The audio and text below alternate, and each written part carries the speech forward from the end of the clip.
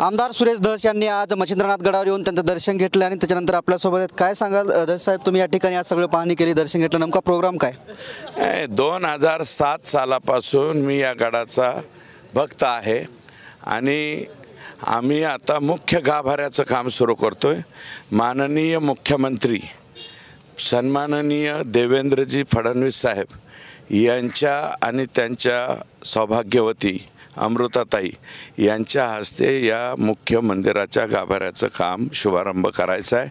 त्याच्यासाठी त्याची पाहणी आणि हे करायला आलो. तुम्हीसुद्धा स्वतः आलेला आहात. आमच्या मच्छिंद्रनाथाची एकमेव भारत देशातली संजीवन समाधी हे आहे आणि त्याच्या मुख्य गाभाऱ्याचं आम्ही काम सुरू करतो आहे. आणि त्या आनंदाच्या क्षणी, त्या ऐतिहासिक क्षणी मुख्यमंत्री इथे येत आहेत म्हणून आम्ही आज पाहणी करायला. वेळ आणि डेट काही फिक्स झाली का? नाही, अजून वेळ आणि डेट फिक्स झालेली नाही. साहेबांनी मला सांगितलेलं आहे काय सांगायचं ते, परंतु आज जाहीरपणे सांगणं उचित नाही. ते 100% या गडावरती येणार आहे. संतोष देशमुख यांना न्याय द्या या मागणीसाठी काल बीडमध्ये अभूतपूर्व असा मोर्चा झाला आहे. हे बघा, अभूतपूर्व म्हणजे अति अभूतपूर्व म्हणा. कोणाची गाडीची सोय नाही, कोणाला चहा नाही, पाणी नाही, तरीसुद्धा एवढे लोक आलेत लाखोच्या संख्येने. म्हणजे हा लोकांच्या मनामध्ये राग आहे. तो राग व्यक्त करण्यासाठी मायबाप जनता तिथं आलेली आहे. संतोष देशमुख जे काल फडणवीस म्हणाले की आरोपींची संपत्ती जप्त करा, या वक्तव्यावर ते नाराज आहेत. त्यांचे बंधू कोण याचे संतोष देशमुखचे जे बंधू आहेत ते धनंजय देशमुख, ते नाराज आहेत. त्यांनी देवेंद्र फडणवीस यांनी सांगितले की आरोपीची संपत्ती जी आहे, फरार आरोपीची संपत्ती जप्त करा, यावरती नाराज, ते अटक करा अशी मागणी. धनंजय देशमुख खूप लहान आहे, त्याला लेकराला माहीत नाही. अटॅच प्रॉपर्टीची अटॅचमेंट हे कायद्यातली एक तरतूद आहे. पटकन अटॅच केली की मग सगळीकडेच निघतं ना, मग आपोआपच आरोपी पळून येत असतात. धनंजय नाराज म्हणजे धनंजयला त्यातली माहिती नाही. कायदेशीर गोष्टीची आम्हाला माहिती आहे. अहो, सगळ्याच गोष्टी CM साहेबांनी पॉझिटिव्ह केल्यात ना, एकही गोष्ट निगेटिव्ह केलेली नाही. 302 मोका, त्याच्यामध्ये खंडणी, 10 लाख रुपयाची मदत आणि आता प्रॉपर्टीचं अटॅचमेंट.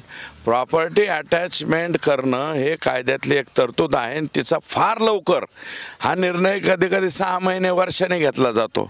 एवढ्या क्विक निर्णय घेतला त्याबद्दल मी मुख्यमंत्र्यांचं अभिनंदन करतो. मुंडे बंधू भगिनींनी जे आहे ते विधानसभेमध्ये आवाज उठला नसल्याचंही धनंजय देशमुख बोलले. काय म्हणाले? मुंडे बंधू आणि भगिनी दोघांनीही या घटनेवरती जे आहे ते विधानसभेत आवाज उठला नसल्याचा ते नाराज आहे. नाही, हे बघा, पंकजाताई ह्या MLC आहेत, त्या मंत्री झालेल्या. धनंजय मुंडे साहेब हे पण मंत्री झालेले आहे.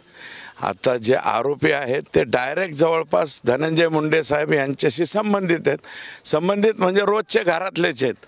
त्याच्यामुळे ते काय आवाज उठवणार? ते अजूनही मला वाटतं हे लोक कसे सापडणार नाहीत याचाच प्रयत्न करतायत. त्यांचा विषयच नाही. आणि पंकजाताईंनी आवाज उठवण्याचा विषय सभागृहामध्ये नाही आहे, कारण त्या MLC आहेत आणि आता त्या मंत्री झाल्या. त्यांचं म्हणणं होतं की व्हिडिओ कॉलवर बोलायला पाहिजे. एक मिनिट असं होतं की त्यांनी किमान मीडियाच्या समोर येऊन म्हणायला पाहिजे होतं की झालेलं आहे, फार वाईट झालेलं आहे आणि ह्यामध्ये लवकरात लवकर कारवाई व्हायला पाहिजे. हे पंकजाताईंचं काम होतं, ते त्यांनी केलेलं नाही. धनंजय मुंडे साहेब अजूनही त्यांना पाठीशी घालतायत. वाल्मिक कराड म्हणजे धनंजय मुंडे, धनंजय मुंडे म्हणजे वाल्मिक कराड. एकाच नाण्याच्या 2 बाजू. शोले पिक्चरमधला अमिताभ बच्चनने कॉईन नव्हता का उचलला, तोच आहे. हे दोघं जय आणि वीरू एकच. काल मोर्चा पार पडला, यानंतरची तुमची भूमिका काय असणार आहे आता? मी काय सांगितलं, राष्ट्रपतींच्या माफीनाम्यापर्यंत मी संतोष देशमुखच्या कुटुंबियांबरोबर आणि त्याच्या चाहत्यांबरोबर राहणार आहे.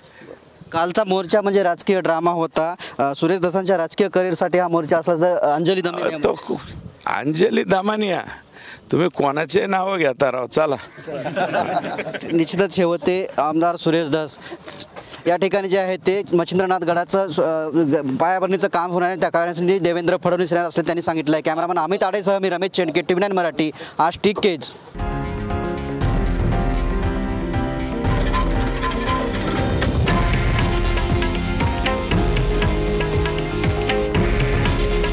हे आहे देशातील नंबर 1 न्यूज नेटवर्क आणि आपण पाहत आहात TV9 मराठी.